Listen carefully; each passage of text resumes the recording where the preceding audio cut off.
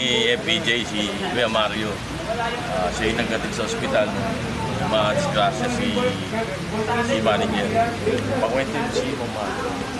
Oo, sakit sa amin yun. Nagkawala na. Hindi ko kalayang mawawala yun. No? Galing dito, Christmas party namin ng December 2004. Hindi ko makalimutan yun. Brain stroke.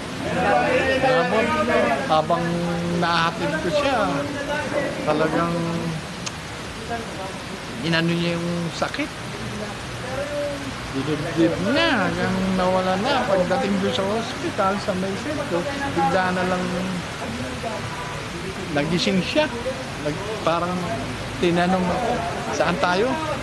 Sabi ko, nasa sentro po tayo. Yun, kumikit na siya. Kumikit na siya, wala na. Pumatos na yun. Dire-diretso na.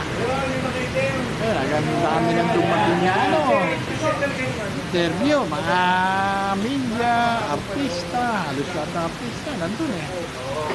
Dolphy, buhay pa si Dolphy nun. Tsaka si, Mandol. Wala pa nga si Mandol eh, naglasing pa nga yan eh. Doon sa Arlington, doon muna yung binibisa ni FPJ, nagwala yan eh.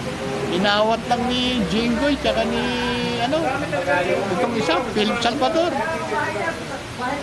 Inawat lang nila yan. Nagbasag doon yan sa sa Arlington eh. Bandon, talagang mahal na yung tatay niya, si FPJ. Tapos sabi ko, naku po, dala ko yung bisan, sapatos, Amerikana na kulay blue. Yun. Pagkagaling sa Arlington, dinala dyan sa Santo Domingo. Madaling araw na yun ang nadala. Doon binuro yan, Santo Domingo Church. Yan, tapos unang gabi, nagpadala si Gloria ng bulaklak. Nangyari doon sa bulaklak ni Gloria, putan, yung binasak yung mga tao, hindi matanggap.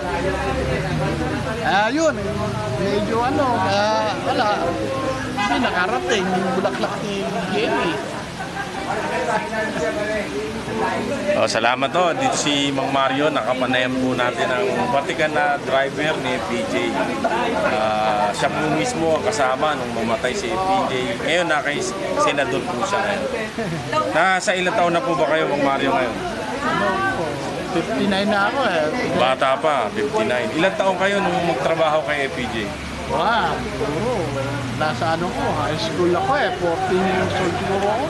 Nasa kanya na ako eh. Papunta-punta na ako doon sa kwadra.